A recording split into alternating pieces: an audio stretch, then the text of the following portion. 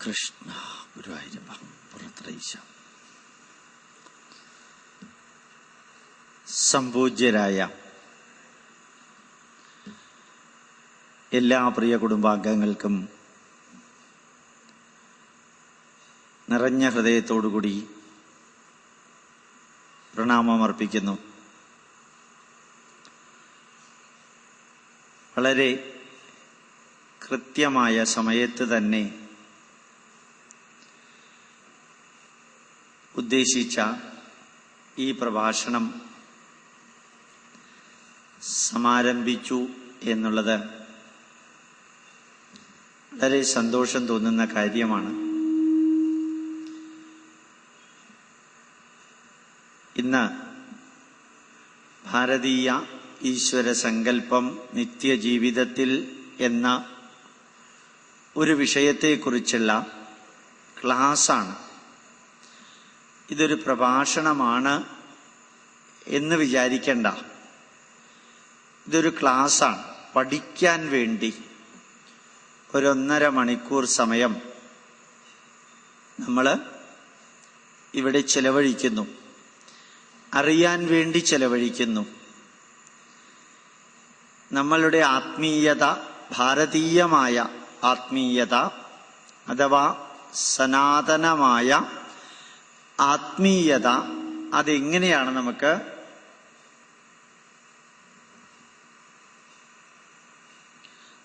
നിത്യജീവിതത്തിൽ പ്രയോഗിക്കാൻ, ഉപയോഗിക്കാൻ സാധിക്കുന്നത് എന്ന് നമ്മൾ പഠിക്കാൻ ശ്രമിക്കുന്നു. യഥാർത്ഥത്തിൽ ഈ ലോകത്തിൽ തന്നെ 2 തരത്തിലുള്ള അറിവുകളാണ് ഉള്ളത്. വേദം, അതില് യജുർവേദം, അതില് ശുക്ല യജുർവേദം എന്ന് പറയുന്നുണ്ട്. 40 അധ്യായങ്ങളുള്ള ആ വേദത്തില് 40ാമത്തെ അധ്യായം എന്ന് പറയുന്നത് ഈശാവാസ്യ ഉപനിഷത്താണ്. വേദത്തിന്റെ അകത്തുള്ള ഒരേ ഒരു ഉപനിഷത്താണ് ഈശാവാസ്യ ഉപനിഷത്ത്. പ്രാധാന്യത്തിന്റെ ക്രമമനുസരിച്ച് എഴുതുകയാണെങ്കിൽ 108 ഉപനിഷത്തുക്കളിൽ ഏറ്റവും പ്രധാനപ്പെട്ട ഉപനിഷത്ത് ഈശാവാസ്യ ഉപനിഷത്താണ്. അതുകൊണ്ട് 1ാമത്തെ ഉപനിഷത്ത് എന്നതിനെ പറയാം. അത്ര പ്രധാനപ്പെട്ടതാ. 18 മന്ത്രങ്ങളാണ് അതിനകത്തുള്ളത്. ഒരുപക്ഷെ അതുകൊണ്ട് തന്നെയാ ശ്രീനാരായണ ഗുരുദേവൻ ഈശാവാസ്യ ഉപനിഷത്തിന് പദാനുപദം മലയാള മന്ത്രമാക്കി മാറ്റിയിട്ടുണ്ട്. വളരെ ഉജ്ജ്വലമായിട്ടുള്ളൊരു ഗ്രന്ഥ, ചെറിയ പുസ്തകം, 18 വരികളേ ഉള്ളൂ. അതില് ആ 18 വരികളുള്ള ഈശാവാസ്യ ഉപനിഷത്തില് വലിയ സന്ദേശമുണ്ട്. ഭാരതീയമായ എല്ലാ അറിവുകളുടെയും അടിസ്ഥാന സത്യം, അടിസ്ഥാന തത്വം ഇത് ഈ 2 വരി മന്ത്രത്തിലുണ്ട്. നിങ്ങൾ ചിലര് കേട്ടിട്ടുണ്ടാവും, എന്നാലും ഞാനത് പറയുകയാണ്. വിദ്യാം ച അവിദ്യാം ച യസ്തത് വേദ ഉഭയം സഹ അവിദ്യയാ മൃത്യും തീർത്വാ വിദ്യയാ മൃതമശ്നുതേ. അതിന്റെ അർത്ഥം, ലോകത്തിൽ 2 തരത്തിലുള്ള അറിവാണ് ഉള്ളത്. വിദ്യ, അതേപോലെ അവിദ്യ. വിദ്യയും അവിദ്യയും ഓപ്പോസിറ്റ് അല്ല, ചേർന്നതാ. കോൺട്രഡിക്ടറി അല്ല, കോംപ്ലിമെന്ററിയാ. വിദ്യ എന്ന് പറഞ്ഞാൽ ആത്മീയമായ മനസ്സിനെ സ്വാധീനിക്കുന്ന അറിവ്. രണ്ടാമത്തേത് അവിദ്യ എന്ന് പറയുമ്പോൾ ശാസ്ത്രീയമായ ശരീരത്തിനെ സ്വാധീനിക്കുന്ന അറിവുകൾ. അപ്പൊ വിദ്യ, ആത്മീയത, മനസ്സിനെ സ്വാധീനിക്കുന്നത്. അവിദ്യ, ഭൗതികത അല്ലെങ്കിൽ ശാസ്ത്രീയത, ശരീരത്തിനെ സ്വാധീനിക്കുന്നത്. അങ്ങനെ 2 തരത്തിലുള്ള അറിവുകളാണുള്ളത്. ഓർമ്മിക്കുക, വിദ്യയും അവിദ്യയും. അതില് നമ്മളുടെ ഋഷിവര്യന്മാര് പറയുന്നു, അഥവാ പറഞ്ഞു, അവിദ്യയാ മൃത്യും തീർത്വാ വിദ്യയാമൃതമശ്നുതേ. ശാസ്ത്രീയമായ അറിവ് ഉപയോഗിച്ച് ജീവിത ദുഃഖങ്ങളെ അതിജീവിച്ച്, ശാസ്ത്രീയമായ അറിവ് ഉപയോഗിച്ച് ജീവിത ദുഃഖങ്ങളെ അതിജീവിച്ച് വിദ്യയാമൃതമശ്നുതേ, ആത്മീയമായ വിദ്യ കൊണ്ട് അമരത്വത്തെ പ്രാപിക്കാം. അപ്പൊ യഥാർത്ഥത്തില് അമരത്വത്തെ പ്രാപിക്കാം, ശാശ്വതമായ സന്തോഷമുണ്ടാവുക, ശാശ്വതമായ സമാധാനം ഉണ്ടാവുക, ശാശ്വതമായ സംതൃപ്തിയും ചാരിതാർത്ഥ്യവും ഉണ്ടാവുക വേണ്ടിയാണ് വിദ്യ അഥവാ ആത്മീയമായ അറിവ് നമ്മൾ സ്വീകരിക്കാറുള്ളത്. അടുത്തൊരു വരി കൂടി നമ്മൾ കേട്ടിരിക്കണം. അന്ധം തമപ്രവിശന്തി ഏ അവിദ്യാമുപാസത്തെ തതോ ഭൂയ ഇവതേ തമോ യവു വിദ്യായാം രതാഹ. ആരാണോ സയൻസ് കൊണ്ട് മാത്രം മാനവരാശിയുടെ എല്ലാ പ്രശ്നങ്ങളും പരിഹരിക്കാൻ സാധിക്കുമെന്ന് വിചാരിക്കുന്നത്, അയാള് അന്ധം തമപ്രവിശന്തി, കണ്ണ് കാണാൻ പറ്റാത്ത ഇരുട്ടിലേക്ക് പ്രവേശിക്കുന്നു. ആര്? സയൻസ് കൊണ്ട് മനുഷ്യരാശിയുടെ എല്ലാ പ്രശ്നങ്ങളും പരിഹരിക്കാൻ സാധിക്കുമെന്ന് ആരാണോ വിചാരിക്കുന്നത്, അവര് കണ്ണ് കാണാൻ പറ്റാത്ത ഇരുട്ടിലേക്ക് പ്രവേശിക്കുന്നു. തതോ ഭൂയ ഇവതേ തമോ യൗ വിദ്യായാം രതാഹ. ആത്മീയമായ അറിവുകൊണ്ട് മാനവരാശിയുടെ എല്ലാ പ്രശ്നങ്ങളും പരിഹരിക്കാൻ സാധിക്കുമെന്ന് ആരാണോ വിചാരിക്കുന്നത്, അവരും അതേപോലെ കണ്ണു കാണാൻ പറ്റാത്ത ഇരുട്ടിലേക്ക് പ്രവേശിക്കുന്നു. ഈ രണ്ട് മന്ത്രങ്ങള്, വേദത്തിലെ മന്ത്രങ്ങള് നമ്മൾ ഇന്നും ഓർമ്മിക്കാം. രണ്ട് തരത്തിലുള്ള അറിവുകളുണ്ട്. ഒന്ന് മനസ്സിനെ സ്വാധീനിക്കുന്ന ആത്മീയമായ അറിവ്, രണ്ട് ശരീരത്തെ സ്വാധീനിക്കുന്ന ശാസ്ത്രീയമായ അറിവ്. അതില് ശാസ്ത്രീയമായ അറിവ് കൊണ്ട് മാത്രമോ ആത്മീയമായ അറിവ് കൊണ്ട് മാത്രമോ മാനവരാശിയുടെ എല്ലാ പ്രശ്നങ്ങളും പരിഹരിക്കാൻ സാധിക്കില്ല. മറിച്ച് രണ്ട് തരത്തിലുള്ള അറിവുകളും കൂട്ടിച്ചേർത്താൽ മാത്രമേ മനുഷ്യന് സംതൃപ്തവും സന്തുഷ്ടവും നന്മ നിറഞ്ഞതുമായ ഒരു ജീവിതം നയിക്കാൻ സാധിക്കുള്ളൂ. ഇത് ഭാരതീയ ചിന്താധാരകളുടെ അടിസ്ഥാന ശിലയാണ്. Integrating science and spirituality, integrating the good from the old and good from the modern, integrating experienceable knowledge and experimentable knowledge. ശരിക്കും നല്ല വാക്കുകളാ, ഇംഗ്ലീഷിൽ പറഞ്ഞാൽ എളുപ്പം മനസ്സിലാവും.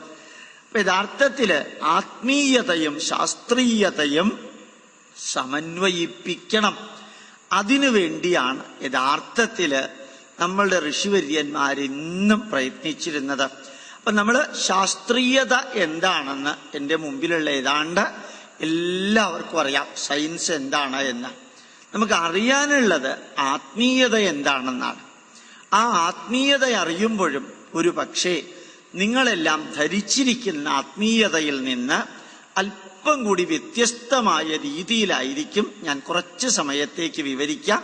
ഒന്ന് മനസ്സിലാക്കാൻ നമുക്ക് ശ്രമിക്കാം മനസ്സിലാക്കാൻ സാധിക്കുമെന്ന്. ആദ്യം ഞാൻ നിങ്ങളോട് പറയുന്നു, രണ്ട് തരത്തിലുള്ള അറിവുണ്ട്. ഒന്ന് വിദ്യ, രണ്ട് അവിദ്യ. അത് മനസ്സിലായി എന്ന് വിചാരിക്കുന്നു. ഇനി നമ്മൾ പോകുന്നത് വിദ്യ എന്താണ്, ആത്മീയമായ അറിവ് എന്താണ് എന്നറിയാനാണ്. യഥാർത്ഥത്തിൽ ആത്മീയമായ അറിവ് എന്ന് പറയുമ്പോൾ പലപ്പോഴും നമ്മൾ ഈശ്വരൻ എന്ന ലെവലിലേക്കാ പോവുക. അതെല്ലാം സാധാരണ നിലവാരത്തിലുള്ളവർക്ക് വേണ്ടതാണ്. ആത്മീയത എന്ന് പറയുമ്പോൾ ഈ പ്രപഞ്ചത്തിൽ നിറഞ്ഞിരിക്കുന്ന പരമാത്മ ചൈതന്യത്തിന്റെ ഒരംശം എന്നിലും നിങ്ങളിലും 16 ലക്ഷം തരത്തിലുള്ള ജന്തുക്കളിലും 4 ലക്ഷം തരത്തിലുള്ള സസ്യങ്ങളിലും 80,000 തരത്തിലുള്ള വൃക്ഷങ്ങളിലും 10 ലക്ഷം തരത്തിലുള്ള സൂക്ഷ്മജീവികളിലും നിരന്തരം നിറഞ്ഞിരിക്കുന്ന ചൈതന്യമേതാണോ ആ ചൈതന്യത്തെയാണ് ഭാരതീയർ ആത്മീയത കൊണ്ട് ഉദ്ദേശിക്കുന്നത്. ഒന്നും കൂടി ഞാൻ ആവർത്തിക്കാം. ഈ ക്ലാസ് കഴിഞ്ഞ് പുറത്തേക്ക് പോകുമ്പോൾ നിങ്ങൾക്ക് കുറേ കാര്യങ്ങൾ മനസ്സിലായിരിക്കണം. അപ്പൊ ഈ പ്രപഞ്ചത്തിൽ നിറഞ്ഞിരിക്കുന്നൊരു ചൈതന്യമുണ്ട്.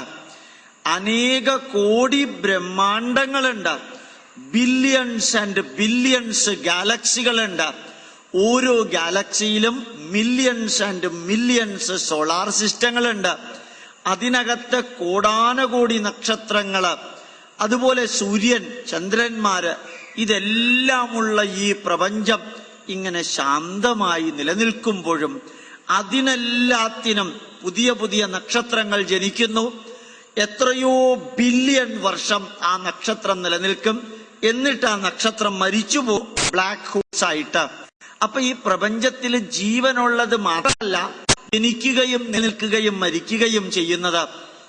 ഈ പ്രപഞ്ചത്തില് ജീവനുള്ളത് മാത്രമല്ല ജനിക്കുകയും നിലനിൽക്കുകയും മരിക്കുകയും ചെയ്യുന്നത്.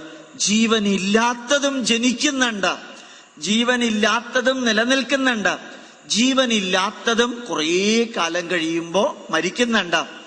അതുകൊണ്ട് തന്നെ ഈ പ്രപഞ്ചത്തില് സൃഷ്ടിയും സ്ഥിതിയും സംഹാരവും നിരന്തരം നടക്കുന്നുണ്ട്.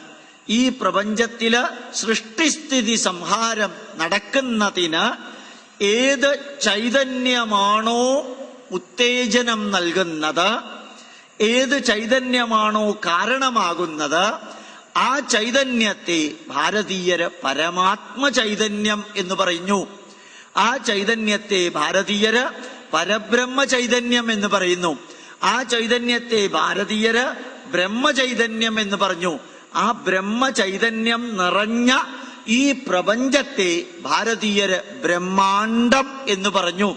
ഈ ബ്രഹ്മ ചൈതന്യം നിറഞ്ഞിരിക്കുന്ന പ്രപഞ്ചത്തില് നിരന്തരം നടന്നുകൊണ്ടിരിക്കുന്ന മാറ്റങ്ങൾക്ക് ഭാരതീയര് ബ്രഹ്മവൈവർത്തം എന്ന് പറഞ്ഞു. ബ്രഹ്മവൈവർത്തം എന്ന് പറഞ്ഞു. ആ പ്രപഞ്ചത്തിൽ നിറഞ്ഞിരിക്കുന്ന ബ്രഹ്മചൈതന്യത്തെ കുറിച്ച് അറിയുന്ന വ്യക്തിക്ക് അയാൾ അറിയാൻ വേണ്ടി എന്തെല്ലാമാണോ ചെയ്യുന്നത് അതിന് ബ്രഹ്മസാക്ഷാത്കാരം എന്ന് പറഞ്ഞു. ഈ ബ്രഹ്മത്തെക്കുറിച്ച്, പ്രപഞ്ച ചൈതന്യത്തെക്കുറിച്ച് നിരന്തരം അറിയാൻ ശ്രമിക്കുന്ന വ്യക്തി ബ്രഹ്മസാക്ഷാത്കാരത്തിന് പ്രവർത്തിക്കുന്നു എന്ന് പറയും. ഒരിക്കൽ ഈ പ്രപഞ്ചത്തിൽ നിറഞ്ഞിരിക്കുന്ന ചൈതന്യത്തെക്കുറിച്ച് അറിയാൻ സാധിച്ചാൽ അയാൾക്കുണ്ടാകുന്ന അനുഭൂതിയെ എന്തു പറയുന്നു? ബ്രഹ്മാനന്ദം എന്ന് പറയുന്നു. ബ്രഹ്മാനന്ദം.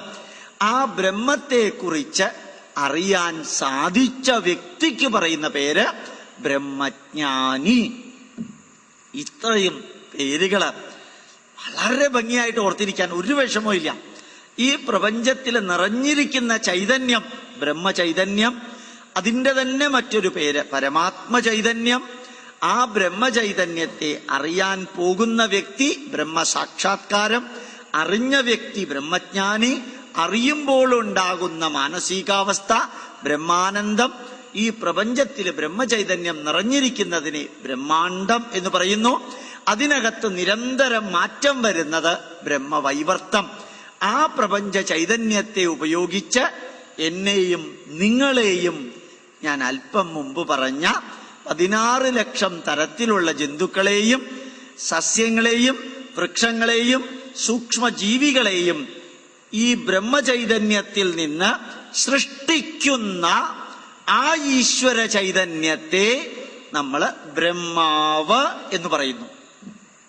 അപ്പൊ ബ്രഹ്മാവ്, ബ്രഹ്മാണ്ടം, ബ്രഹ്മസാക്ഷാത്കാരം, ബ്രഹ്മാനന്ദം, ബ്രഹ്മചൈതന്യം, ബ്രഹ്മവൈവർത്തം, ബ്രഹ്മജ്ഞാനി, ഇത്രയും വാക്കുകള് വളരെ വ്യക്തമായിട്ട് മനസ്സിലാക്കിയിരിക്കണം. ഇത് സയന്റിഫിക്കാണ്. ഇതെങ്ങനെയാ സയന്റിഫിക് എന്ന് പറയാം? എന്ന് ആലോചിച്ച് നോക്കാം. ഈ പ്രപഞ്ചത്തിൽ നിറച്ചും ഇതിനെ ഗൈഡ് ചെയ്യുന്ന ഒരു ശക്തി ഇല്ലായിരുന്നു എങ്കിൽ ഏതാണ്ട് കറക്റ്റായിട്ട് ഇടവപ്പാതിക്ക് മഴ പെയ്യുന്നു. ഈ ഭൂമി കറക്റ്റ് ഒരേ പന്താവിലൂടെയാ കറങ്ങാം. അങ്ങനെ എത്ര ഗാലക്സികൾ കറങ്ങിക്കൊണ്ടിരിക്കുന്നു. ആ ഗാലക്സികളുടെ കറക്കം ആരാ നിയന്ത്രിക്കുന്നത്? ഒരാറ്റത്തിന്റെ ചുറ്റും കറങ്ങുന്ന ഇലക്ട്രോണുകൾക്ക് S orbital, P orbital, D orbital, F orbital എന്ന പേരുകളെല്ലാം നമ്മളാ കൊടുത്തത്. ആ ഓർബിറ്റല് നമ്മളല്ല ഉണ്ടാക്കിയത്, നമ്മൾ പേര് കൊടുത്തു എന്നേ ഉള്ളൂ. അപ്പൊ ആ ആറ്റത്തിനകത്ത് നടക്കുന്ന സർവവിധത്തിലുള്ള പ്രവർത്തനങ്ങളും അതിനകത്തുള്ള ഒരു ചൈതന്യമാണ് നിയന്ത്രിക്കുന്നത്. ആ ഇലക്ട്രോണുകൾ തമ്മിൽ കൂട്ടിയിടിക്കില്ല, ആ ഇലക്ട്രോണുകൾ ന്യൂക്ലിയസിൽ ചെന്ന് വീഴുന്നില്ല. ന്യൂക്ലിയസ് കറങ്ങുന്നു, ഇലക്ട്രോണുകൾ കറങ്ങുന്നു. അത് പുറത്തു നിന്ന് ആരെങ്കിലും ഒരു നിർദ്ദേശം നൽകിയിട്ടല്ല, അതിനകത്ത് തന്നെ അപ്രകാരം നിർദ്ദേശം നൽകിയിട്ടാണ്. അപ്പൊ ആറ്റത്തിനകത്ത് നടക്കുന്ന പ്രവർത്തനങ്ങൾക്ക് അതിനകത്തുള്ളൊരു ചൈതന്യം തന്നെ കാരണമാകുന്നു. അതേപോലെ ഈ പ്രപഞ്ചത്തില് ബില്യൺസ് ആൻഡ് ബില്യൺസ് ഓഫ് ഗാലക്സികള് മിന്നി തെളിയുന്ന ഈ പ്രപഞ്ചത്തിനകത്ത് എല്ലാം ശാന്തമായി എത്ര ഗംഭീരമായി പ്രവർത്തിക്കുന്നു. അതിന് കാരണം അതിനകത്തുള്ളൊരു ചൈതന്യമാണ്. അതേപോലെ എന്റെ മുമ്പിൽ കസേരയിൽ ഇത്രയും പേരിയ്ക്കുന്നുണ്ട്. ഒന്ന് ആലോചിച്ചു നോക്കാം. നിങ്ങളുടെ ഹാർട്ട് നിങ്ങളുടെ നിയന്ത്രണത്തിലല്ല ഹൃദയമിടിക്കുന്നത്. ഒരു മിനിറ്റില് 67-68 പ്രാവശ്യം ആ ഹാർട്ട് തന്നെത്താനെ ഇടിക്കുന്നു. 16 പ്രാവശ്യം നിങ്ങൾ തന്നെത്താനെ ശ്വാസോച്ഛ്വാസം ചെയ്യുന്നു. നിങ്ങളുടെ തലച്ചോറ് തന്നെത്താനെ പ്രവർത്തിക്കുന്നു. നിങ്ങൾ കഴിച്ച ഭക്ഷണം തന്നെത്താനെ ദഹിക്കുന്നു. നല്ല ചൂട് പുറത്തുണ്ടാവുമ്പോൾ തന്നെത്താനെ വിയർക്കുന്നു. നല്ല തണുപ്പ് പുറത്തുണ്ടാവുമ്പോൾ തന്നെത്താനെ വിറയ്ക്കുന്നു. എന്റെ മുമ്പിൽ വരുന്ന സർവ്വതിനെയും എന്റെ കണ്ണുകൊണ്ട് കാണാൻ സാധിക്കും. അയാളുടെ പ്രകാശരശ്മി കണ്ണിലൂടെ അകത്ത് ചെന്ന് തലച്ചോറിനകത്തുണ്ടാകുന്ന പ്രവർത്തനം കൊണ്ട് തന്നെത്താനെ തല പ്രവർത്തിക്കുന്നു. കണ്ണിലൂടെ കണ്ടത്, ചെവിയിലൂടെ കേട്ടത്, മൂക്കിലൂടെ വാസനിച്ചത്, നാക്കിലൂടെ ടേസ്റ്റ് അറിഞ്ഞത്, ഈ ത്വക്കിലൂടെ അറിയുന്നത്, ഇതെല്ലാം നമ്മളുടെ നിയന്ത്രണത്തിലല്ല പ്രവർത്തിക്കുന്നത്. അതുകൊണ്ട് ഈ ആറ്റത്തിനകത്തുള്ള ചൈതന്യം, അതിമഹത്തായ പ്രപഞ്ചത്തിൽ നിറഞ്ഞിരിക്കുന്ന ചൈതന്യം, സർവ ജീവജാലങ്ങളിലും നിറഞ്ഞിരിക്കുന്ന ചൈതന്യം, ഇതിനെ മഹാനാരായണ ഉപനിഷത്ത് പറയുന്നു. അണോരണീയാൻ മഹതോ മഹീയാൻ ആത്മാഗുഹായാം നിഹിതോസ്യ ജന്തോ. അണുക്കളിൽ വെച്ച് ഏറ്റവും ചെറിയ അണുവിലും മഹത്തായതിൽ വെച്ച് ഏറ്റവും മഹത്തായ പ്രപഞ്ചത്തിലും ജീവാത്മാവിന്റെ രൂപത്തില് സർവചരാചരങ്ങളിലും നിലനിൽക്കുന്ന ചൈതന്യമേതാണോ ആ ചൈതന്യത്തെ കുറിച്ച് അറിയുന്നതാണ് ആത്മീയത. ആ ചൈതന്യത്തെ കുറിച്ച് അറിയുന്നതാണ് ആത്മീയത. അത് അറിയാൻ വേണ്ടി ചെയ്യുന്ന ആ യാത്രയാണ് ആത്മസാക്ഷാത്കാരം. അതറിഞ്ഞ വ്യക്തിയാണ് ബ്രഹ്മജ്ഞാനി, ആത്മജ്ഞാനി. അയാളാണ് ആത്മൈവ ആത്മനോതുഷ്ട, അവൻ അവനവനില് സന്തോഷിക്കുന്നു എന്ന് പറയുന്നു ഭഗവത്ഗീതയില്. അപ്പൊ അതാണ് ആത്മീയത. ആ ലെവലിലേക്ക് നമുക്ക് പലപ്പോഴും പോകാൻ സാധിക്കാറില്ല. ശരിക്കും ആത്മീയത എന്താണെന്ന് ചിലപ്പോ സ്കൂളിലൊക്കെ പോകുമ്പോ ചിലരോട് ചോദിക്കാറുണ്ട്, സർ എന്താ സാർ ഈ ആത്മീയത എന്ന് പറയുന്നത്? വളരെ എളുപ്പത്തിൽ മനസ്സിലാക്കാവുന്നതേ ഉള്ളൂ. എന്താ അത്? എന്റെ മുമ്പിൽ ഇത്രയും പേരുണ്ടല്ലോ. ഇന്ത്യയിൽ 110 കോടി ജനങ്ങളുണ്ട്. ലോകത്തിൽ ഏതാണ്ട് 670-680 കോടി ജനങ്ങളുണ്ട്. എല്ലാവരുടെയും മൂക്ക് താഴ്ത്തേക്കാ. എല്ലാവരുടെയും മൂക്ക് താഴ്ത്തേക്കാ. ഒന്ന് ആലോചിച്ച് നോക്ക. ഇത് തിരിച്ചായിരുന്നു എന്ന് വിചാരിക്ക. നല്ല മഴയുണ്ട്, കയ്യിൽ കൊടയില്ല. എന്താ സംഭവിക്ക? വളരെ ഞാൻ സയന്റിഫിക് ചോദ്യമാണ് ചോദിക്കുന്നത്, തമാശ അല്ലേ. ഒരു തരത്തിൽ ഞാൻ തമാശ പറയല്ല. ഈ മൂക്ക് താഴത്തേക്ക് വന്നില്ലെങ്കിൽ മഴ പെയ്യുമ്പോൾ അല്ലെങ്കിൽ കുളിക്കുമ്പോൾ അതിൽ കൂടെ അകത്തേക്ക് വെള്ളം പോകും എന്ന് അറിഞ്ഞ ഒരു ചൈതന്യം അമ്മയുടെ അണ്ടവും അച്ഛന്റെ ബീജവും ചേർന്ന് ഒരു കടുകിന്റെ അത്രയും ഉണ്ടായിരുന്ന എംബ്രിയോ, ഞാനും നിങ്ങളുമാകുന്ന എംബ്രിയോ, അമ്മയുടെ ഗർഭത്തിലിരുന്ന ആ ഒറ്റ സെല്ല് സ്പ്ലിറ്റ് ചെയ്ത് 2, 4, 8, 16, 32, 64 ആയിട്ട് വളർന്നപ്പോൾ ആ സെല്ലിനകത്ത് മൂക്ക് താഴത്തേക്ക് വരണം എന്നൊരറിവുണ്ടായിരുന്നു. കണ്ണിനടപ്പ് വേണം എന്നൊരറിവുണ്ടായിരുന്നു. മൂക്കിനടപ്പ് വേണ്ട. ഈ ആണുങ്ങൾക്ക് മൂക്കിന് താഴെ മീശ വേണം, സ്ത്രീകൾക്കത് വേണ്ട. ഈ ചെവി ഇങ്ങനെ ആവണം, ഇങ്ങനെ ആവരുത് എന്നൊരറിവുണ്ടായിരുന്നു. ഇവിടെ തന്നെ ഹാർട്ട് വരണം, അത് 68 പ്രാവശ്യം ഏതാണ്ട് ഇടിക്കണം എന്നൊരറിവുണ്ടായിരുന്നു. അപ്പൊ ആ സെല്ലിനകത്തുള്ള അറിവ്, ആ അറിവുണ്ടായിരുന്നത് കൊണ്ടാണ് ഞാനും നിങ്ങളുമെല്ലാം ഈ തലയുടെ മുകളറ്റം മുതൽക്ക് കാലിന്റെ ചുവടറ്റം വരെ ഇങ്ങനെ ആയിത്തീർന്നത്. ആ ഇങ്ങനെ ആയിത്തീർന്നപ്പോഴും 32 പല്ലാണ് നമ്മുടെ വാക്യകത്തുള്ളത്. അതിലെ മുമ്പിലത്തെ പല്ല് മാതിരിയല്ല ഈ പല്ല്, ഈ പല്ല് മാതിരിയല്ല ഈ പല്ല്, ഇത് മാതിരിയല്ല ഇത്. എന്തുകൊണ്ട് ഈ പല്ലുകളെല്ലാം വ്യത്യാസമായി വന്നു? എന്തുകൊണ്ട് മൂക്കിന് 2 ഓട്ട വന്നു? എന്തുകൊണ്ട് 2 കണ്ണ് അപ്പുറത്തും ഇപ്പുറത്തും വന്നു? എന്തുകൊണ്ട് ഒരു ഹൃദയമേ വന്നുള്ളൂ, 2 ഹൃദയം ഉണ്ടായില്ല? ഈ ചോദ്യത്തിനൊക്കെ എന്താ ഉത്തരം പറയാ? വളരെ പ്രഗത്ഭനായ ഒരു സയന്റിസ്റ്റിനോട് ചോദിക്കാം, എന്തുകൊണ്ട് ഇത് ഉത്തരം പറയും? അയാള് പറയും, ഇതൊക്കെ എനിക്ക് ഉത്തരം അറിഞ്ഞൂടാ, ഇതൊക്കെ പ്രകൃതിയുടെ നിയമമാണ്. ആ മനുഷ്യ ശരീരം പോലെ 1.6 മില്യൺ ടൈപ്പ് ഓഫ് ആനിമൽസില് കീരിയുണ്ട്, പാമ്പുണ്ട്, എലിയുണ്ട്, പൂച്ചയുണ്ട്, പട്ടിയുണ്ട്, ആമയുണ്ട്, പുലിയുണ്ട്, സിംഹമുണ്ട്, മാനുണ്ട്, ജിറാഫുണ്ട്, കഴുതയുണ്ട്. ഇങ്ങനെ ആയിരക്കണക്കിന് ജന്തുക്കൾക്ക് ആവശ്യമായ ഇരയും ഇണയും അതിനകത്ത് അറിവ് കൊടുത്ത ചൈതന്യമേത്? ആ ചൈതന്യമാണ് ആത്മചൈതന്യം. നമ്മൾ ഈ അമ്പലത്തിൽ പോകുന്നു, വിഗ്രഹം വെക്കുന്നു, അതൊന്നും ആത്മീയതയുടെ ഒരംശമേ ആകുന്നുള്ളൂ, ഒരു ചെറിയ അംശം. യഥാർത്ഥ ആത്മീയത ഇതാണ്. അതായത് സർവചരാചരങ്ങളിലും നിലനിൽക്കുന്ന ആ ചൈതന്യം. ഒരാള് തൈത്തരീയ ഉപനിഷത്ത് വായിച്ചിട്ട് ചോദിച്ചു, എന്താണ് ആത്മീയത? അതിനകത്ത് പറയുന്നു, യതോ വാ ഇമാനി ഭൂതാനി ജായന്തേ യേന വാ ജാതാനി ജീവന്തി യത് പ്രയത്യഭിസംവിശന്തി തത് വിജിജ്ഞാസസ്വ തത് ബ്രഹ്മേതി. ആത്മീയതയുടെ അവസാനത്തെ വരിയത്. ഇതിനപ്പുറം ആത്മീയതയിലേക്ക് പോവാൻ സാധ്യമല്ല.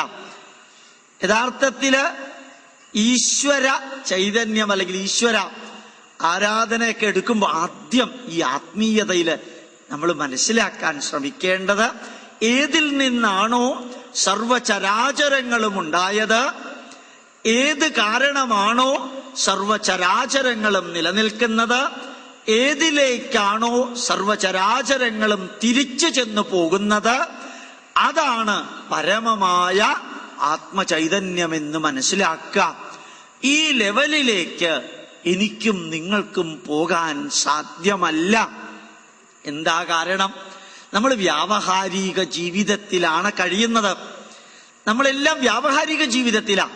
പരമമായ സത്യത്തെ അന്വേഷിച്ചുകൊണ്ട് ബ്രഹ്മസാക്ഷാത്കാരത്തിനായി, ബ്രഹ്മജ്ഞാനത്തിനായി, ബ്രഹ്മാനന്ദത്തിനായി പോകാൻ നമുക്ക് സാധ്യമല്ല. അങ്ങനെ ശ്രമിച്ചാൽ 100-ൽ 10 കോടിയില് 1-2 പേർക്കേ സാധിക്കുള്ളൂ. 10 കോടിയില് 1-2 പേർക്കേ സാധിക്കുള്ളൂ.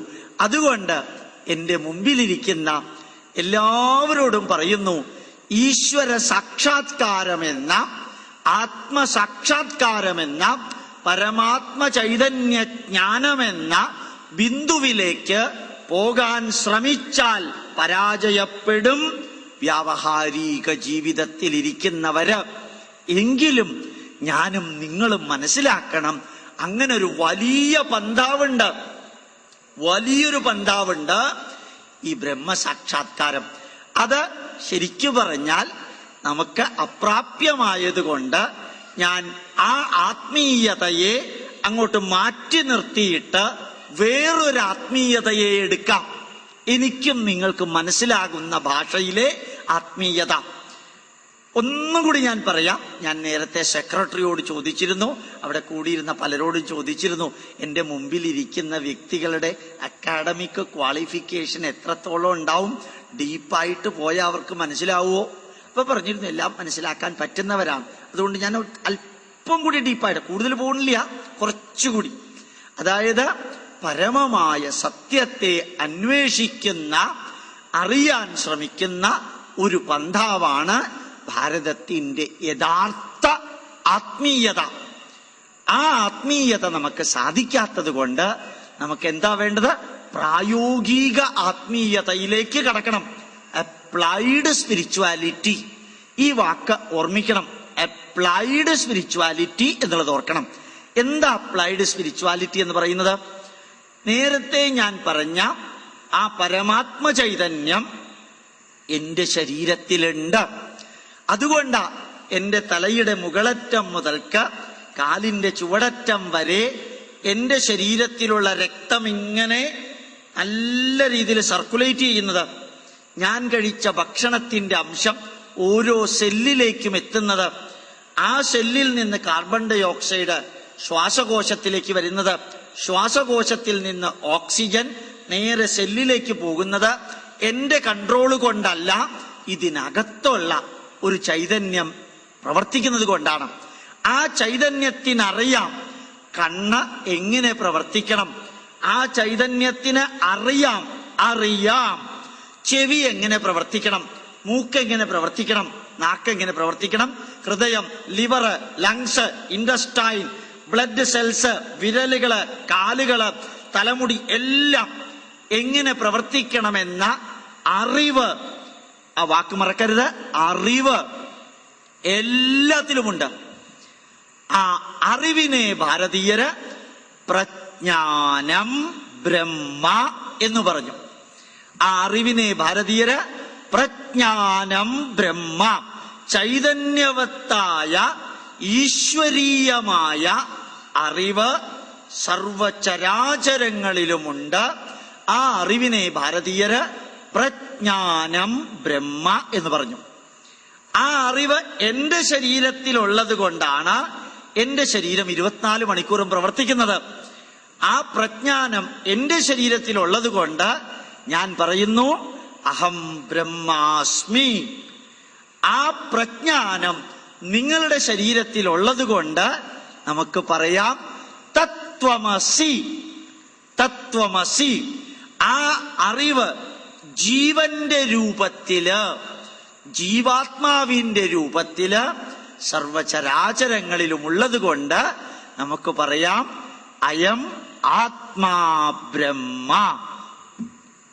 എന്റെ മുമ്പിലുള്ളവർക്ക് ഈ 4 വാക്കുകൾ ഒരിക്കലും മറക്കാതിരിക്കട്ടെ എന്ന് ഞാൻ പ്രാർത്ഥിക്കാം. ഇത് പഠിച്ചാൽ ഭാരതീയ ആത്മീയതയുടെ തുടക്കമായി. നേരത്തെ പറഞ്ഞ 2 കാര്യം മറക്കരുത്, വിദ്യ, അവിദ്യ. അത് കഴിഞ്ഞിട്ട് ഞാൻ പറഞ്ഞു അണുക്കളിൽ വെച്ച് ഏറ്റവും ചെറിയ അണുവിലും മഹത്തായതിൽ വെച്ച് ഏറ്റവും മഹത്തായതിലും ജീവാത്മാവിന്റെ രൂപത്തിൽ സർവചരാചരങ്ങളിലും നിലനിൽക്കുന്ന ചൈതന്യമാണ് ബ്രഹ്മചൈതന്യം. അണോരണീയാൻ മഹതോ മഹീയാൻ ആത്മാഗുഹായാം നിഹിതോസ്യ ജന്തോ. അത് 2ാമത്തെ പോയിന്റായിട്ട് പറഞ്ഞു. 3ാമത്തെ പോയിന്റായിട്ട് ഞാൻ പറഞ്ഞു സർവചരാചരങ്ങൾക്കും അകത്ത് തന്നെ ഉണ്ട്. അതെങ്ങനെ നിലനിൽക്കണം, എങ്ങനെ ജനിക്കണം, നിലനിൽക്കണം, വളരണം, തളരണം, അതിനകത്ത് തന്നെയുണ്ട്. ആ അറിവ് പ്രജ്ഞാനം ബ്രഹ്മ. 1ാമത്തെ മഹാവാക്യമാണ് പ്രജ്ഞാനം ബ്രഹ്മ. 2ാമത്തെ മഹാവാക്യം അഹം ബ്രഹ്മാസ്മി. 3ാമത്തെ മഹാവാക്യം തത്വമസി. 4ാമത്തെ മഹാവാക്യം അയമാത്മാ ബ്രഹ്മ. ഇതൊന്ന് മനസ്സിലായാൽ പിന്നെ വളരെ വളരെ സന്തോഷത്തോടെ അടുത്ത് പഠിക്കാൻ സാധിക്കും. അപ്പൊ സർവചരാചരങ്ങൾക്കുമകത്ത് ഒരു ചൈതന്യമുണ്ടെങ്കിൽ ആ ചൈതന്യം എന്നിലുള്ളതും അതേ ചൈതന്യമാണ് നിങ്ങളിലുള്ളതും എങ്കിൽ നമ്മൾ തമ്മിലുള്ള ബന്ധം എന്താണ്? ഏത് ചൈതന്യമാണോ എന്നിലുള്ളത് അതേ ചൈതന്യമാണ് നിങ്ങളിലുമുള്ളതെങ്കിൽ നമ്മൾ തമ്മിലുള്ള ബന്ധം എന്താണ്? നമ്മൾ തമ്മിലുള്ള ബന്ധം എന്ന് പറയുന്നത്, എന്റെ ജ്യേഷ്ഠൻ ഇപ്പുറത്ത് നിൽക്കുന്നു, ശ്രീനിവാസൻ. രണ്ടാമത്തെ ജ്യേഷ്ഠൻ വാസുദേവൻ ഇപ്പുറത്ത് നിൽക്കുന്നു. പിന്നെ ഞാൻ നിൽക്കുന്നു, എന്റെ അനുജൻ ബാലചന്ദ്രൻ ഇപ്പുറത്ത് നിൽക്കുന്നു, ഏറ്റവും ചെറിയ അനുജൻ രാജഗോപാലൻ അപ്പുറത്ത് നിൽക്കുന്നു. ഞങ്ങൾ 5 പേരും തമ്മിലുള്ള ബന്ധം എന്താ? 5 ബ്രദേഴ്സ് തമ്മിലുള്ള ബന്ധം, ഞങ്ങൾ ജന്മം കൊണ്ടത് ഒരേ അമ്മയുടെ ഗർഭത്തില്, ഞങ്ങളിലുള്ളത് ഒരേ അമ്മയുടെ അണ്ടവും ഒരേ അച്ഛന്റെ ബീജവുമാണുള്ളത്. അപ്പൊ ഞങ്ങൾ 5 പേരും തമ്മിലുള്ള ബന്ധം, ഒരേ സ്ഥാനത്ത് ജനിച്ചു, ഒരേ മാതാപിതാക്കളുടെ പുത്രന്മാരായി ജനിച്ചു. അതുകൊണ്ട് ഞങ്ങൾ എന്തു പറയുന്നു? ഞങ്ങൾ പറയുന്നു സഹ ഉദരൻ, സഹോദരൻ. ഒരേ ഉദരത്തിൽ കിടന്നവരായതുകൊണ്ട് സഹോദരൻ എന്ന് പറഞ്ഞു. അപ്പൊ ഞങ്ങൾ തമ്മിലുള്ള ബന്ധം എന്താണ്? ഒരേ അച്ഛന്റെയും അമ്മയുടെയും ചൈതന്യമാണ് ഞങ്ങളിലുള്ളത്. അഹം ബ്രഹ്മാസ്മി തത്വമസി എന്ന് ഞാൻ പറഞ്ഞു എന്ന് വിചാരിക്കാം. എന്നിലുള്ളത് ഏത് ചൈതന്യമാണോ അതേ ചൈതന്യമാണ് നിങ്ങളിലുള്ളതെങ്കിൽ നമ്മൾ തമ്മിലുള്ള ബന്ധം എന്താ? നമ്മളും ഒരേ കുടുംബത്തിലെ അംഗങ്ങള്, ഒരേ ചൈതന്യമുള്ളവരാ. ഏത് പ്രപഞ്ചത്തിൽ നിന്നാണോ എന്നിലേക്ക് ചൈതന്യം വന്നത്, ഞാൻ മരിക്കുമ്പോൾ എന്നിലുള്ള ചൈതന്യം ഏതു പ്രപഞ്ചത്തിലേക്കാണോ തിരിച്ചു പോകുന്നത്, അവിടെ നിന്ന് തന്നെയാണ് നിങ്ങൾക്കും ചൈതന്യം കിട്ടിയത്. നിങ്ങളുടെ കാലശേഷം തിരിച്ചു പോകുന്നതും അതേ പ്രപഞ്ചത്തിലേക്കാണ്. അപ്പൊ നമ്മളിൽ എല്ലാവരിലുമുള്ള ചൈതന്യം വന്ന സ്രോതസ് ഒന്ന് തന്നെയാണ്. നമ്മളുടെ കാലശേഷം നമ്മൾ മരിച്ചാൽ നമ്മളിൽ നിന്ന് ചൈതന്യം തിരിച്ചു പോകുന്നതും ഒന്ന് തന്നെയാണ്. അപ്പൊ നമ്മളിൽ എല്ലാവരിലുമുള്ള ചൈതന്യം ഒരേ ചൈതന്യമാണ്.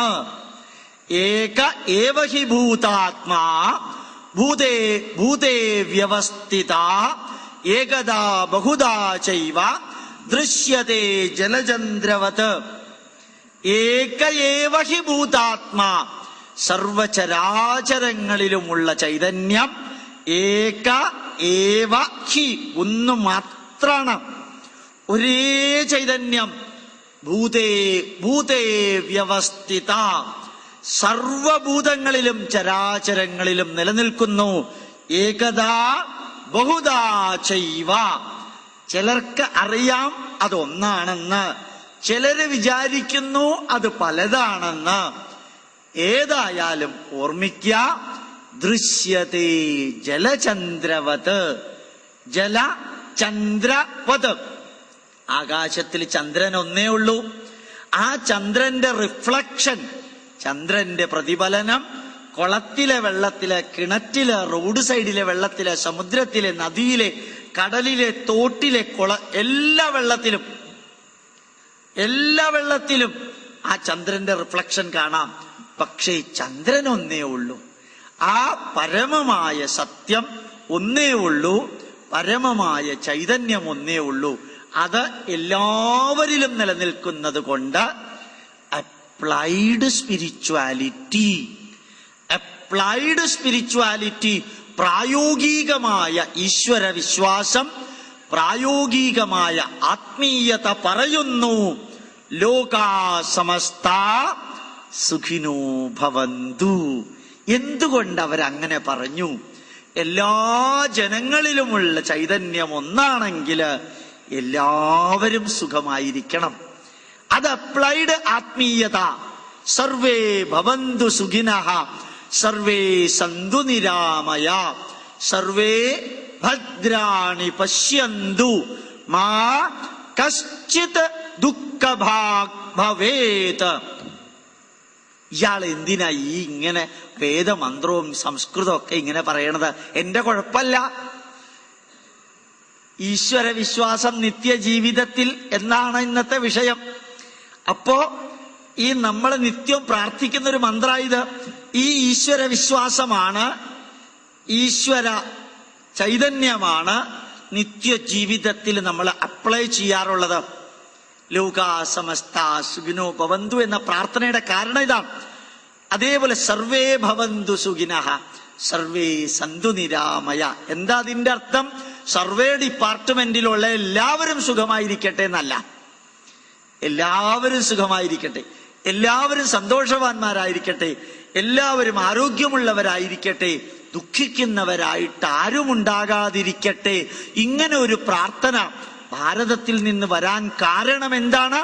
അഹം ബ്രഹ്മാസ്മി തത്വമസി, നീയും ഞാനും സർവചരാചരങ്ങളും ഒരേ ഈശ്വരന്റെ അംശമാണെങ്കിൽ നിന്റെ ദുഃഖം എന്റെ ദുഃഖമാണ്, എന്റെ ദുഃഖം നിന്റെ ദുഃഖമാണ്, നമ്മളുടെ ദുഃഖം മറ്റുള്ളവരുടെ ദുഃഖമാണ്, മറ്റുള്ളവരുടെ ദുഃഖം നമ്മളുടെ ദുഃഖമാണ്. അവന് വിശക്കുന്നുണ്ടെങ്കിൽ ആ വിശപ്പ് നമുക്ക് ഫീൽ ചെയ്യും. കാരണം രണ്ടുപേരിലുമുള്ള ചൈതന്യം ഒന്ന് തന്നെയാണ്. അപ്പൊ അപ്ലൈഡ് സ്പിരിച്വാലിറ്റി എന്താ പറയുന്നത്? നിത്യജീവിതത്തില് നമ്മൾ ചേർക്കേണ്ട ആത്മീയത, ആത്മീയതയാണ് എല്ലാവർക്കും നന്മ വരണമെന്ന ഒരു ആഗ്രഹം മനസ്സിലുണ്ടാവുക. എല്ലാവർക്കും നന്മ വരണമെന്ന ആഗ്രഹം ഉണ്ടായാൽ നിത്യജീവിതത്തിൽ എന്താ പ്രയോജനം? ഓർമ്മിക്കാൻ പറ്റുമോ നോക്കുക. ഇന്ന് വൈകുന്നേരം അന്നദാനം ഉണ്ടോ? ഇല്ല, ഇല്ല. അപ്പൊ ആൾക്കാരിങ്ങനെ കൂടി വരുന്നത് കൊണ്ട് എനിക്കൊരു സംശയം, അന്നദാനം ആവുന്ന സമയത്ത് ഫുള്ളാവുമോന്ന്. ഏതായാലും അന്നദാനം ഇല്ല. അപ്പൊ യഥാർത്ഥത്തില് സർവചരാചരങ്ങളിലുമുള്ള ഈ ചൈതന്യം എന്നിലും നിങ്ങളിലും ഉണ്ടെങ്കിൽ നമ്മൾ ഇന്നും പ്രാർത്ഥിക്കാനുള്ളത് നമ്മളുടെ ദുഃഖം നമ്മളുടെ എല്ലാവരുടെയും ദുഃഖമാണ്. ഒരുവന്റെ മാത്രം ദുഃഖമല്ല, ആ ദുഃഖം എല്ലാവരുടെയും ദുഃഖം ഒന്നാണെന്നും എല്ലാവർക്കും സുഖമുണ്ടാവണമെന്നും പ്രാർത്ഥിക്കുമ്പോൾ നമ്മുടെ മനസ്സിലുണ്ടാവാൻ സാധ്യതയുള്ള 9 ഗുണങ്ങൾ എന്തൊക്കെയാ? ഓർത്തിരിക്കേണ്ട: സന്തോഷം, സംതൃപ്തി, ചാരിതാർത്ഥ്യം, ബഹുമാനം, സ്നേഹം, കടമ, കടപ്പാട്, കരുണ, ദയ. ഇത്രയും ഉണ്ടാവും മനസ്സിൽ. കാരണം മറ്റുള്ളവന്റെ ദുഃഖം, മറ്റുള്ളവന്റെ വിശപ്പ്, മറ്റുള്ളവന്റെ വേദന അത് എന്റെയും വേദനയാ. അതാണ് ഈ അഹം ബ്രഹ്മാസ്മി തത്വമസി എന്ന് പറയുന്നതിന്റെ അർത്ഥം. അതേപോലെ 9 ഗുണങ്ങൾ മനസ്സിലുണ്ടാവുക. നമ്മുടെ മക്കൾക്ക് ഈ 9 ഗുണങ്ങൾ ഉണ്ടായാൽ എന്താ അതിന്റെ സന്തോഷം എന്നറിയോ? നിങ്ങൾക്ക് തന്നെ സന്തോഷം ഉണ്ടായിന്ന് വിചാരിക്കാം. നല്ല ചാരിതാർത്ഥ്യമുണ്ട്, നല്ല സംതൃപ്തിയുണ്ട്, ജീവിതത്തിൽ എല്ലാവരോടും ബഹുമാനമുണ്ട്, ആദരവുണ്ട്, ചിലരോടൊക്കെ കടമയുണ്ട്, കടപ്പാടുണ്ട്, പാവപ്പെട്ടവരെ കാണുമ്പോൾ ദയ തോന്നാറുണ്ട്, വേദനിക്കുന്നവരെ കാണുമ്പോൾ കരുണ തോന്നാറുണ്ട്, പ്രവർത്തിക്കണമെന്ന് തോന്നാറുണ്ട്, അവർക്ക് വേണ്ടി പ്രവർത്തിക്കണമെന്ന് തോന്നാറുണ്ട്. ഇതാണ് നല്ല ക്വാളിറ്റി. ഇനി ഉണ്ടാവാൻ പാടില്ലാത്ത 9 കാര്യങ്ങള് ഈ നന്മ നിറഞ്ഞ അപ്ലൈഡ് സ്പിരിച്വാലിറ്റി ഉണ്ടായാൽ ബാഡ് ക്വാളിറ്റി 9 ഉണ്ടാവില്ല. അസൂയ, കുശുമ്പ്, കുനുഷ്ട്, പരദൂഷണം, പാരവെപ്പ്, വാശി, പക, വിദ്വേഷം, അഹങ്കാരം 9 ഉണ്ടാവില്ല. എന്താ കാരണം? നമ്മളൊക്കെ ഒന്നാണെങ്കിൽ എനിക്ക് അഹങ്കാരം ഉണ്ടായതുകൊണ്ട് എന്താ പ്രയോജനം? താനും ഞാനും ഒന്നാണെങ്കിൽ ആരോടാ വാശി കാണിക്കുക? താനും ഞാനും ഒരേപോലെയാണെങ്കിൽ ആരോടാ ദേഷ്യം കാണിക്കുക? താനും ഞാനും ഒരേപോലെയാണെങ്കിൽ ആരോടാ ഭയം? ആരെക്കുറിച്ചാ ഭയം ഉണ്ടാവുക? താനും ഞാനും ഒന്ന് തന്നെയാണെങ്കിൽ ആരെക്കുറിച്ചാ കുറ്റം പറയാൻ പോവുക? ആരോടാ കുന്നായ്മ പറയാൻ പോവുക? ആരോടാ പകയുണ്ടാവുക? ആരോടാ വാശി ഉണ്ടാവുക? ആരോടാ ഭയവും ദേഷ്യവും ഉണ്ടാവുക? ഇതുണ്ടാവേണ്ട കാര്യമില്ല. കാരണം എല്ലാവരും ഒരേപോലെ. ഇപ്പോ യഥാർത്ഥത്തില് അപ്ലൈഡ് സ്പിരിച്വാലിറ്റിയില് ഈശ്വര വിശ്വാസം അഥവാ ആത്മീയത നിത്യജീവിതത്തിൽ നോക്കുമ്പോൾ പരമമായ സത്യം സർവചരാചരങ്ങളിലും ഒരേ ചൈതന്യമായതുകൊണ്ട് എല്ലാവരും ഒരു ജീവിക്കണം. സഹനാവവതു സഹനൗ ഭുനക്തു സഹ വീര്യം കരവാവഹൈ തേജസ്വിനാവധീതമസ്തു മാ വിദ്വിഷാവഹൈ. ഇതൊന്ന് കാശ്മീരിലും ഇറാഖിലും ഇറാനിലും ഒക്കെ ഈ മന്ത്രം ഒന്ന് ചൊല്ലിപ്പിച്ചിരുന്നെങ്കിൽ എന്താ വ്യത്യാസം ഉണ്ടാവുക? സഹനാവവതു, നമുക്ക് ഒരുമിച്ച് ജീവിക്കാം. കാരണം എന്നിലും നിന്നിലുമുള്ള ചൈതന്യം ഒന്നാണ്. നമുക്ക് ഒരുമിച്ച് ജീവിക്കാം. ഹിന്ദുവോ ക്രിസ്ത്യാനിയോ മുസൽമാനോ ആരുമാകട്ടെ, ലെഫ്റ്റിസ്റ്റോ റൈറ്റിസ്റ്റോ മിഡിൽ ഈസ്റ്റോ ആരുമാവട്ടെ നമുക്ക് ഒരുമിച്ച് ജീവിക്കാം. എത്തിയിസ്റ്റോ റാഡിക്കലോ ബിലീവറോ നിരീശ്വരവാദിയോ യുക്തിവാദിയോ ഈശ്വര വിശ്വാസിയോ ആരുമാകട്ടെ, നമ്മളിലുള്ള ചൈതന്യം ഒന്നാണെങ്കിൽ നമുക്ക് ഒരുമിച്ച് ജീവിച്ചൂടെ?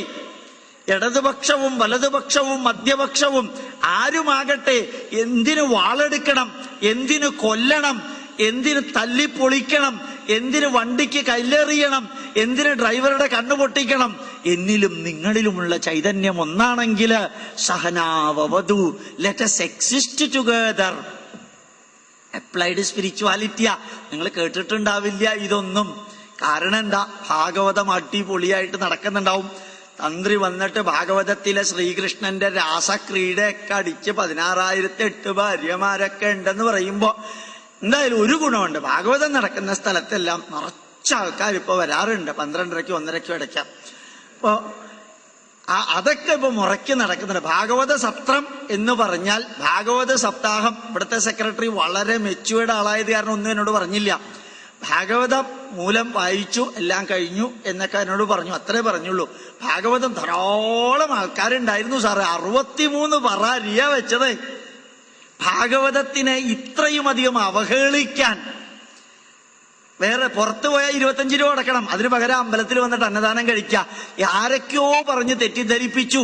അമ്പലവുമായിട്ട് ഒരു ബന്ധവും ഇല്ലാത്തവർക്കെല്ലാം അമ്പലത്തിൽ ചോറ് കൊടുത്താൽ അന്നദാനം, മഹാദാനം.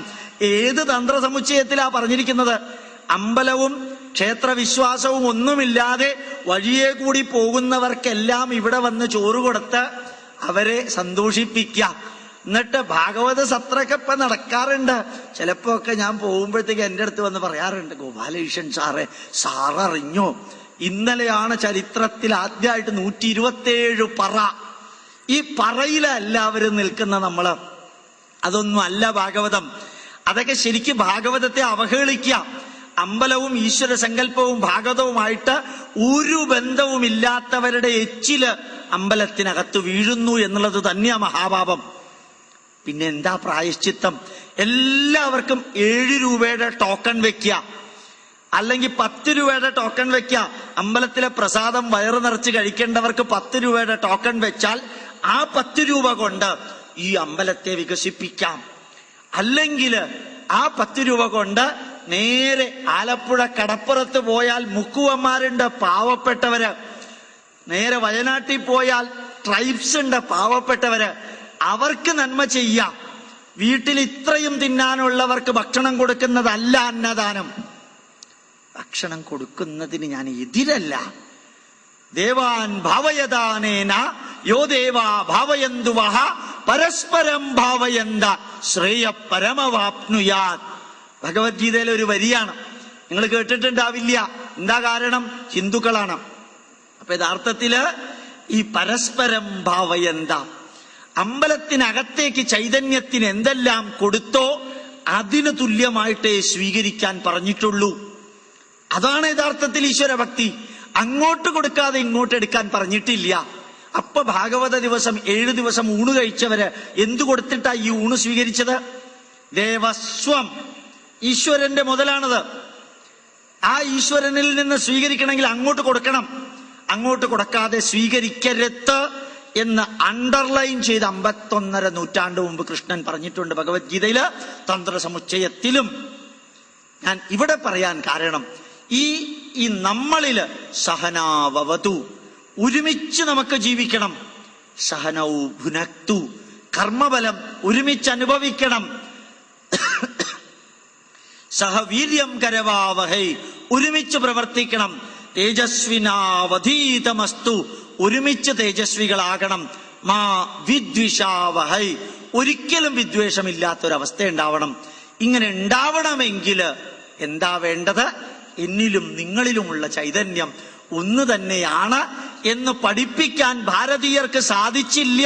സ്വാതന്ത്ര്യം കിട്ടിയിട്ട് മറ്റന്നാളത്തേക്ക് 61 വർഷം പൂർത്തിയായിട്ടും 61 വർഷം പൂർത്തിയായിട്ടും നമ്മുടെ ഉപനിഷത്തുക്കള്, നമ്മുടെ ആത്മീയതയുടെ അന്തരാളങ്ങള് നമുക്ക് പഠിക്കാനും സാധിച്ചില്ല, പഠിപ്പിക്കാനും സാധിച്ചിട്ടില്ല.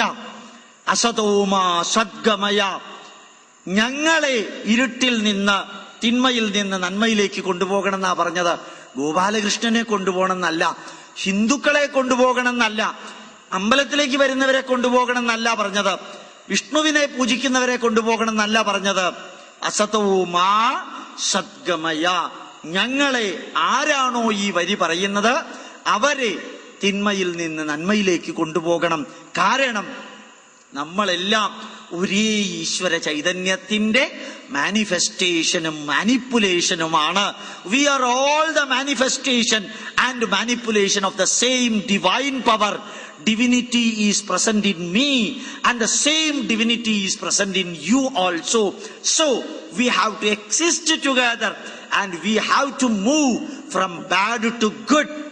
തിന്മയിൽ നിന്ന് നന്മയിലേക്ക് ഞങ്ങളെ കൊണ്ടുപോകണമേ. തമസോമാ ജ്യോതിർഗമയ, ഇരുട്ടിൽ നിന്ന് ഞങ്ങളെ വെളിച്ചത്തിലേക്ക് കൊണ്ടുപോകണമേ. മൃത്യോർമാ അമൃതം ഗമയ, ജീവിത ദുഃഖങ്ങളിൽ നിന്ന് ശാശ്വതമായ സമാധാനത്തിലേക്ക് ഞങ്ങളെ കൊണ്ടുപോകണമേ എന്ന് പ്രാർത്ഥിക്കുന്നതും അതനുസരിച്ച് പ്രവർത്തിക്കുന്നതുമാണ് അപ്ലൈഡ് സ്പിരിച്വാലിറ്റി ഇപ്പൊ ആവശ്യമുള്ളത്. അതുകൊണ്ട് തന്നെ ഞാൻ പറയാം, ചേർത്തലയിൽ പറയാൻ ആഗ്രഹിക്കുന്നു. എനിക്കറിയാം എന്റെ മുമ്പിൽ ഇരിക്കുന്നതിലെ 80% ഇടതുപക്ഷക്കാരാണ്. എങ്കിലും ഞാൻ പറയാൻ ആഗ്രഹിക്കാം, സന്തോഷത്തോടുകൂടി ആലോചിച്ചു നോക്കുക. മാതാ അമൃതാനന്ദമയ്യും സത്യസായി ബാബയും രവിശങ്കറും അവര് ചെയ്തത് എന്താണ്, ചെയ്യുന്നത് എന്താണ്? ആൾ ദൈവങ്ങൾ എന്ന് പറഞ്ഞ് അവരെ അവഹേളിക്കുന്നവര് ഒന്ന് ചിന്തിക്കുക, വെറുതെ ചിന്തിക്കുക. എത്ര വീടുകള്, എത്ര അനാഥാലയങ്ങള്, അന്ധർക്ക്, എയ്ഡ്സ് വന്നവർക്ക്, സുനാമി അടിച്ചവർക്ക്, രോഗികൾക്ക്, കുട്ടികൾക്ക്, വൃദ്ധർക്ക് ലോകമെമ്പാടും, ഭാരതത്തിൽ മാത്രമല്ല, ലങ്കയിലും ഇന്തോനേഷ്യയിലും അമേരിക്കയിലും ന്യൂ ഓർലിയൻസിലും എത്ര വിശക്കുന്നവർക്ക്, എത്ര വിധവകൾക്ക്, ഇതെല്ലാ സഹായവും ചെയ്തിട്ടും അതേപോലെ ഗോദാവരിയിൽ നിന്ന് വെള്ളം കുടിക്കാനില്ലാത്ത ചെന്നൈയിലേക്ക് ഈ 10-22,000 കിലോമീറ്റർ പൈപ്പുകൾ കണക്ട് ചെയ്ത് 22,000 നമ്പർ ഞാൻ തെറ്റി പറഞ്ഞതല്ല, അറിഞ്ഞുകൊണ്ട് ഉപയോഗിച്ചതാ. ഇത് ഉപയോഗിച്ച് അവിടേക്ക് വെള്ളം എത്തിക്കാം, വിദ്യാഭ്യാസം കൊടുക്കാം, അതേപോലെ ദാഹജലം എത്തിക്കാം, അനാഥർക്ക് ആശ്രയം കൊടുക്കാം, ദുഃഖിക്കുന്നവർക്ക് ദുഃഖത്തെ മാറ്റാം. ഇതിവിടെ മാത്രമല്ല, ശ്രീ രവിശങ്കർ ഇറാഖിൽ പോയി, ഇറാനിൽ പോയി, പാകിസ്ഥാനിൽ പോയിട്ട് മുഷാറഫ സ്വീകരിച്ചത് ഇവര് ചെയ്യുന്ന നന്മകള് കണ്ടില്ലെന്ന് നടിച്ച് ലോകാ സമസ്ത സുഖിനോ ഭവന്തു എന്ന അപ്ലൈഡ് സ്പിരിച്വാലിറ്റി എടുത്തിട്ട് സർവേ ഭവന്തു സുഖിനഃ സർവേ സന്തു നിരാമയ എന്ന് പ്രാർത്ഥിച്ചത് അവര് പ്രാവർത്തികമാക്കിയപ്പോൾ നമ്മള് കേരളീയര്, ദൈവത്തിന്റെ സ്വന്തം നാട്ടുകാര് അവരെ മുദ്രകുത്തി ആൾ ദൈവങ്ങൾ എന്ന് പറഞ്ഞ് വേദന തോന്നാറുണ്ട്. ഞാൻ ഇവരുടെ ആരുടെയും ആരാധകരൊന്നുമല്ല. എന്നിട്ട് ഇടമറുകും യുക്തിവാദികളും ചിലപ്പോ മീറ്റിംഗ് നടത്തുമ്പോ കയ്യിൽ ഭസ്മം വിരിച്ചു കൊടുക്കാറുണ്ട്, സായിബാബ കള്ളനാണെന്ന് ബോധ്യപ്പെടുത്താൻ. ഞാൻ ഇവരോട് ഇന്നും ചോദിക്കാൻ ആഗ്രഹിക്കുന്ന ഒരു ചോദ്യമുണ്ട്. നിങ്ങൾ ഭസ്മം ഉണ്ടാക്കി കൊടുത്തല്ലോ, അത്രയും പേർക്ക് നിങ്ങൾക്ക് ഭക്ഷണം ഉണ്ടാക്കി കൊടുക്കാൻ പറ്റുമോ? അത്രയും പേർക്ക് വീടുണ്ടാക്കി കൊടുക്കാൻ പറ്റുമോ? അത്രയും പേർക്ക് അനാഥരുടെ കണ്ണുനീരൊപ്പാൻ നിങ്ങൾക്ക് സാധിക്കോ? അവരുടെ ജന്മദിനത്തിന് എത്ര പേര് വന്നു? നിങ്ങളുടെ ജന്മദിനത്തിന് എത്ര പേര് വന്നു? എന്തുകൊണ്ട് നിങ്ങളുടെ പുറകില് നിങ്ങളുടെ ജന്മദിനത്തിന് ഒരു 30 പേര് വരുന്നില്ല? അവരുടെ ജന്മദിനത്തിന് എന്തുകൊണ്ട് 1 കോടി ജനങ്ങൾ വരുന്നു? ഗോപാലകൃഷ്ണൻ സായിബാബയുടെയും അമൃതാനന്ദമയിയുടെയും ശ്രീ രവിശങ്കറിന്റെയും ഏജന്റ് അല്ല. ഞാൻ ഇതിവിടെ വെച്ച് പറയാൻ കാരണം, സർവേ ഭവന്തു സുഖിനഃ സർവേ സന്തു നിരാമയ സർവേ ഭദ്രാണി പശ്യന്തു എന്ന് പറഞ്ഞ് അതേപോലെ ലോകാ സമസ്ത സുഖിനോ ഭവന്തു പറഞ്ഞ് ക്രിസ്ത്യാനിക്കും മുസൽമാനും ഹിന്ദുവിനും ഒരേപോലെ മതം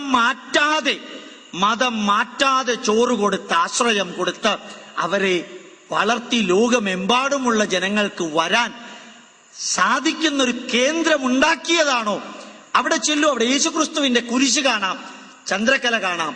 അതേപോലെ സ്വസ്തികം കാണാം, ഓംകാരം കാണാം, ഒരൊറ്റ കുടക്കീഴിൽ കാണാം. അവരെ നമ്മൾ മുദ്രകുത്തി സത്യത്തില് ഈ ഹിമവൽ ഭദ്രാനന്ദയും സന്തോഷ് സ്വാമിയും ഇന്നത്തെ രാഷ്ട്രീയക്കാര് വളർത്തിയവർക്കെതിരെ പറഞ്ഞത് മുഴുവനും ഇവരെയും കൊള്ളിവെച്ചുകൊണ്ടായിരുന്നു. അതുകൊണ്ട് ഗോപാലകൃഷ്ണൻ ഒരു തോന്നലുണ്ടായി, ഇതിനൊക്കെ മറുപടി പറഞ്ഞൊരു CD ഇറക്കണമെന്ന്. 10.5 മണിക്കൂർ ഇതിനെല്ലാത്തിനെയും അടിച്ചുത്തരം പറഞ്ഞുകൊണ്ട് ഒരു CD ഇറക്കിയിട്ടുണ്ട്. ഇന്നലെ ഇറക്കിയത് 10.5 മണിക്കൂർ MP3 CD. ഞാൻ ആലോചിക്കാറുണ്ട്, ഇൻസ്റ്റിറ്റ്യൂട്ടിന്റെ ഒരു CDക്കും കോപ്പിറൈറ്റ് ഇല്ല. ആ കോപ്പി എടുത്ത് നിങ്ങൾ എത്ര പേർക്ക് കൊടുക്കുന്നോ അത്രയും പുണ്യമാണെന്ന് ഗോപാലകൃഷ്ണൻ പറയാൻ ആഗ്രഹിക്കുന്നു. കാരണം സൈലന്റായി ലോക ജനതയെ സേവിച്ചവർക്ക് ഇത്രയും അവഹേളനം കിട്ടിയിട്ടുള്ള ഒരു രാജ്യം കേരളം മാത്രം, ഒരു സ്ഥലം കേരളം മാത്രം. ഏതിന്റെ പേരിലാണെങ്കിലും, യുക്തിവാദത്തിന്റെ പേരിലാണെങ്കിലും, പുരോഗമനവാദത്തിന്റെ പേരിലാണെങ്കിലും, അതല്ല ബുദ്ധിജീവിയുടെ പേരിലാണെങ്കിലും ഈ ചെയ്തത് അധർമ്മം, അന്യായം, അനീതിയാണ്. അധർമ്മവും അനീതിയും അന്യായവുമാണ്. ഇത് ഞാൻ നിങ്ങളോട് പറയാൻ കാരണം ഭാരതത്തിന്റെ ഈശ്വര വിശ്വാസം, ഈശ്വര സങ്കല്പം നിത്യജീവിതത്തിൽ എന്നുള്ളതില് മനസ്സിലാക്കാൻ നമുക്ക് സാധിക്കണം. മാനവരാശിയുടെ നന്മയ്ക്ക് വേണ്ടി സ്വാർത്ഥതയില്ലാതെ പ്രവർത്തിക്കുന്നവരെ സഹായിക്കുക, സാധിച്ചില്ലെങ്കിൽ അവഹേളിക്കാതിരിക്കുക. അതാണ് അപ്ലൈഡ് സ്പിരിച്വാലിറ്റിയിലെ ഒന്നാമത്തെ മന്ത്രം. അതാണ് അപ്ലൈഡ് സ്പിരിച്വാലിറ്റിയിലെ ഒന്നാമത്തെ മന്ത്രം. ഞാൻ കേറി വന്നപ്പോ അമ്പലത്തിലെ സെക്രട്ടറി എന്റെ മുമ്പിലുണ്ടായിരുന്നു. വളരെ ശാന്തനായിരുന്നു. പലപ്പോഴും പല അമ്പലങ്ങളിലും പോകുമ്പോ ഗോപാലകൃഷ്ണൻ കാറിൽ നിന്ന് ഇറങ്ങിക്കഴിയുമ്പോ പ്രസിഡന്റ് സെക്രട്ടറിയും വന്ന് തൊഴുത് വളരെ ഭവ്യതയോടുകൂടിയെല്ലാം നിൽക്കാറുണ്ട്. ഇങ്ങനെ തിരിഞ്ഞു വന്ന അമ്പലത്തിന്റെ മുമ്പിൽ നിന്നപ്പോ ആരോ ഒരാൾ മൊത്തത്തിൽ ഹോൾസെയിലായിട്ട് എന്റെ കാലിൽ വീണ് നമസ്കരിക്കുകയും ചെയ്തു. ഗോപാലകൃഷ്ണൻ ഒരു സാധാരണക്കാരനാ, നിങ്ങളെ പോലെ തന്നെ പാന്റും ഷർട്ടും ഇട്ടുകൊണ്ട് നടക്കുന്ന ആളാ. അമ്പലത്തിൽ വരുമ്പോഴാണ് ഈ മുണ്ടും ഷർട്ടും ഇടുന്നത്. ഞാൻ കോളേജിലേക്കും IAS കിട്ടിയ കളക്ടർമാർക്കും ക്ലാസ് എടുക്കാൻ പോകുമ്പോ ഞാൻ പാന്റും ഷർട്ടും ഇടാറുള്ളൂ. IMG institute of management in government, Canara ബാങ്കിലെ മാനേജേഴ്സിനും SBTയിലെ മാനേജേഴ്സിനും LICയിലെ മാനേജേഴ്സിനും ക്ലാസ് എടുക്കാൻ പോകുമ്പോൾ ഗോപാലകൃഷ്ണന്റെ വേഷം ഇതല്ല. അങ്ങനെയുള്ള പാന്റും ഷൂസും കെട്ടിക്കൊണ്ട് പോകുന്ന ഗോപാലകൃഷ്ണന്റെ കാലിൽ വീഴാൻ ആരെങ്കിലും ശ്രമിക്കുകയാണെങ്കിൽ ശുദ്ധബദ്ധം. ഞാൻ പറയാൻ ആഗ്രഹിച്ചത്, അവിടെ നിന്നിറങ്ങി വന്നപ്പോ അമ്പലത്തിലെ സെക്രട്ടറി ശാന്തമായിട്ട് മുറിയിൽ കൊണ്ടുപോയി ഒന്നും സംസാരിച്ചില്ല. എനിക്ക് തോന്നി അമ്പലത്തിന്റെ സെക്രട്ടറിമാരും പ്രസിഡന്റുമാരും ഇത്രയും ഡിഗ്നിഫൈഡ് ആയിരിക്കണം. ആവശ്യമില്ലാതെ തലതാഴ്ത്തേണ്ട കാര്യമില്ല, ആവശ്യമില്ലാതെ സിംപ്ലിസിറ്റിയും ഹ്യൂമിലിറ്റിയും ആവശ്യമില്ല. ക്ഷേത്രത്തെ ചൈതന്യവത്താക്കാൻ ഡിഗ്നിഫൈഡ് ആയിട്ടുള്ളവരാ വേണ്ടത്. ആ ഡിഗ്നിറ്റി കേരളം നശിപ്പിച്ച് കുളിപ്പിച്ചത് ഈ മുകളറ്റം മുതൽക്ക് ചുവടറ്റം വരെ ഭാരതീയ ആത്മീയതയുടെ 7 അയൽവക്കത്ത് പോലും പോകാത്തവര്, ഉറക്കെ പറയുന്നവൻ, ഒടുക്കം നിർത്തുന്നവൻ, ഒന്നും അറിയാത്തവൻ, ഇവര് ജയിക്കുന്നൊരു സ്ഥലം കേരളം. ഉറക്കെ പറയുന്നവൻ, ഒടുക്കം നിർത്തുന്നവൻ, ഒന്നും അറിയാത്തവൻ ജയിക്കുന്നൊരു സ്ഥലം കേരളം. ഇതല്ല ഭാരതത്തിലെ ആത്മീയത. ഭാരതത്തിലെ ആത്മീയത TV ചാനൽ വഴിക്ക് സുവിശേഷ പ്രസംഗം നടത്തുന്നതല്ല. അതുപോലെ തന്നെ അന്ധരും ബധിരരും മൂകരും കാണുന്നു. അതല്ല ഭാരതത്തിന്റെ ആത്മീയത. ആ ആത്മീയത ഭാരതത്തില് പരമമായ ചൈതന്യം സർവചരാചരങ്ങളിലുമുണ്ട് എന്ന ആത്മീയത ഹിന്ദുവിനും ക്രിസ്ത്യാനിക്കും മുസൽമാനും ഒരേപോലെ വളരാനും ഉയരാനും സാധിക്കണമെന്ന ആത്മീയത. നിങ്ങളെ മുസ്ലിമോ അഥവാ കമ്മ്യൂണിസ്റ്റോ BJPയോ കോൺഗ്രസോ ആരുമാകട്ടെ, അവർക്കെല്ലാത്തിലുമുള്ള ചൈതന്യം ഒന്നു തന്നെയാണ് എന്ന് മനസ്സിലാക്കാൻ സാധിക്കുന്ന ഒരു ചൈതന്യമുണ്ട്. ആ ചൈതന്യത്തെ കുറിച്ച് മനസ്സിലാക്കലാണ് ഭാരതത്തിലെ പരമമായ ആത്മീയത.